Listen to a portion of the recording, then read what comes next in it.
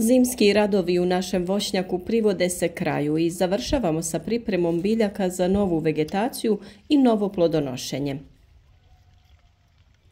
Na red je došla i kupina, pa ćemo danas opisati postupak pripreme kupine za proljetni razvoj. To obuhvata rezidbu, gnojidbu te zaštitu od bolesti i štetnika, a da bi prinosi i kvalitet ploda bili bolji, ni jedan od navedenih koraka ne bi trebalo preskočiti. Krajem jeseni smo vam pokazali način kako kupinu pripremamo za zimu, a sada, kada je zima pri kraju, potrebno je dodatno skratiti bočne grane na izdancima. Odstraniti ćemo višak izdanaka jer kod uzgoja kupine jako je bitno da je krošnja prozračna te da svjetlost prodire do svih listova u krošnji. Za rezidbu kupine i drugog voća koristimo akumulatorske škare koje ovaj posao olakšavaju, a sama rezidba se obavi u puno kraćem vremenskom periodu. Ovakav alat već smo poklonili jednom od naših vjernih pratitelja, a uskoro nam slijedi novo darivanje kada ćemo pokloniti nove vrijedne poklone. Zato pogledajte video do kraja te ispod videa odgovorite na nagradno pitanje. Pozorno pratite, a pitanje će biti postavljeno nešto kasnije u videu. Krajem jeseni uklonili smo stare izdanke koji su donijeli urod kupine, te smo smanjili broj mladih izdanaka koji rastu iz jednog grma kupine. Otprilike uvijek ostavimo od 3 do 4 mlada izdanka po dužnom metru naše gredice u kojoj uzgajamo kupinu. Te izdanke vežemo na sve žice tako da spriječimo njihovo pomjeranje uslijed jakih vjetrova. Na izdancima smo u jesen ostavili bočne grane, ali smo ih skratili da ne smetaju u prostoru oko kupine. Namjerno ih nismo skratili na optimalnu dužinu jer se nekad dogodi da vrhovi tih grana izmrznu u toku zime.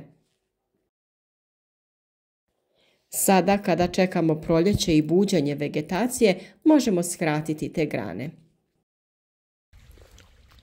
Upravo na tim granama će se iz ovih pupodaka razviti rodne grane koje mogu biti dužine i do 1 metra, pa je potreban oprez. Ako je tlo oko kupine plodno, te grane će se dobro razvijati i velika je vjerovatnost da krošnja bude pregusta. Iz tog razloga bočne grane treba prorijediti, ali i skratiti, da bi smanjili broj pupoljaka iz kojih će rasti rodne grane. Mi najčešće bočne grane skraćujemo tako da na svakoj grani budu 2 rodna pupoljka.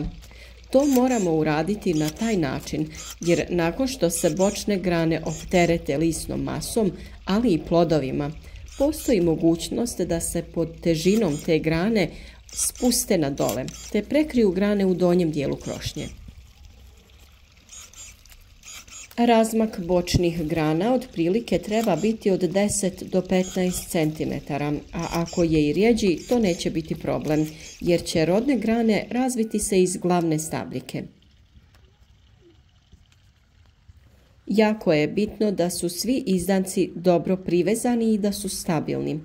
Pričvršćujemo ih na žicu, a to možete uraditi špagom, namjenskom plastificiranom žicom ili plastičnim kopčama. Sada kada smo sve izdanke privezali za armaturu i skratili bočne grane na dužinu od oko 10 do 15 cm, potrebno je uraditi zaštitu. Sama zaštita se provodi da bi se spriječila pojava bolesti na stablici i budućim listovima, ali i za suzbijanje raznih insekata koji prezimljuju na stablici i u pupoljcima. Često se razni insekti i njihove ličinke razvijaju pod korom same biljke, pa na stablici možemo pronaći zadebljanja. Upravo ta zadebljanja potrebno je ukloniti pri rezidbi kupine u jesen, nakon čega ih je potrebno spaliti. Zaštitu kupine potrebno je uraditi preparatima na bazi bakra, a naročito osjetljivije vrste koje su sklone oboljenjima. Mi to najčešće radimo plavim uljem kada je biljka još u fazi zimskog mirovanja. Ovi preparati sprječavaju i razvoj grinja, koje najčešće stvaraju problem u ljetnom periodu kada porastu temperature zraka. U to vrijeme su i plodovi u fazi razvoja, pa nije moguć nikakav tretman. Zbog toga je najbolje uraditi preventivnu zaštitu sada pred kraj zime. Pored štetnika, ovim tretmanom štitimo biljke od gljivičnih oboljenja koja se mogu pojaviti u proljeće. Veoma je česta pojava didimele. Ovo gljivično oboljenje razvija se na listovima, te se širi preko lisnih peteljki na samu stabljiku. Prepoznatljiva je na listovima gdje se na njima javlja palež u obliku slova V, a kada dospije na stabljiku možemo uočiti crne mrlje. Ova bolest opasna je za biljke jer se brzo širi i ugrožava nasad, a prodorom pod koru oštećuje stabljiku, pa je i sam urod smanjen. Naravno, kao i kod svih biljaka, pravovremenom zaštitom sprječava se njena pojava. Nakon rezidbe i zaštite kupine, ostalo nam je da obogatimo tlo hranjivim tvarima koje će omogućiti bolji proljetni razvoj biljaka, ali i obilnu berbu. Prije nego što opišemo postupak gnojidbe kupine, vratimo se na nagradno pitanje na koje možete odgovoriti tako što ćete nam napisati komentar ispod videa. A današnje pitanje glasi: koliko mladih izdanaka ostavljamo pri rezidbi kupine? Pišite nam i koja su vaša iskustva pri uzgoju kupine, koje sorte uzgajate i koji su prinosi. Pišite nam i od kuda nas pratite, da li kupinu uzgajate profesionalno na velikim plantažama ili samo za vlastite potrebe. Gnojidba kupine prvenstveno se zasniva na unosu potrebnih tvari za razvoj biljke i ploda. Preporuka je da se prije gnojidbe radi analiza tla pri kojoj se dolazi do podataka o samoj plodnosti tla. Kao i kod maline, tako i kupina iz tla crpi velike količine kalija i fosfora, ali i azota, odnosno dušika. Zbog toga je potrebno ove tvari redovito vraćati u tlo. Mi oko svih biljaka dodajemo velike količine prirodnog hranjiva, a najčešće se tu radi o stajnjaku i glistenjaku.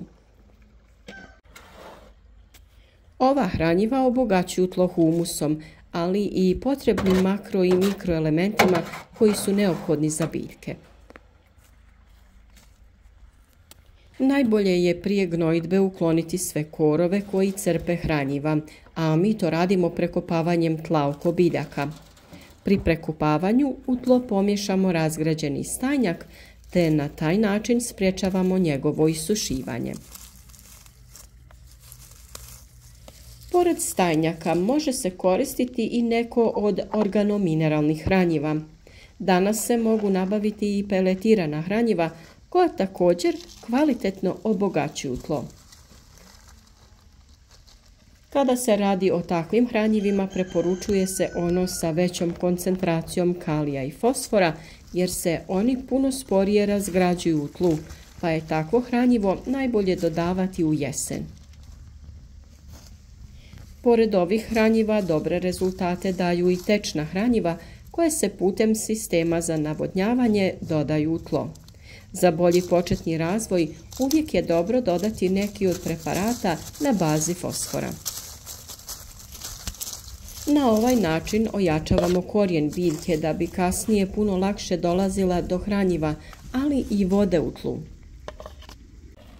Nadamo se da ćete prema ovim uputama i vi uspjeti pripremiti vašu kupinu za novo plodonošenje i uživati u zdravim i ukusnim plodovima ovog voća. Naravno, naš rad podržite sa like ispod videa, a da bi što više ljudi naučilo kako uzgajati ovu biljku, podijelite ovaj video sa prijateljima na društvenim mrežama.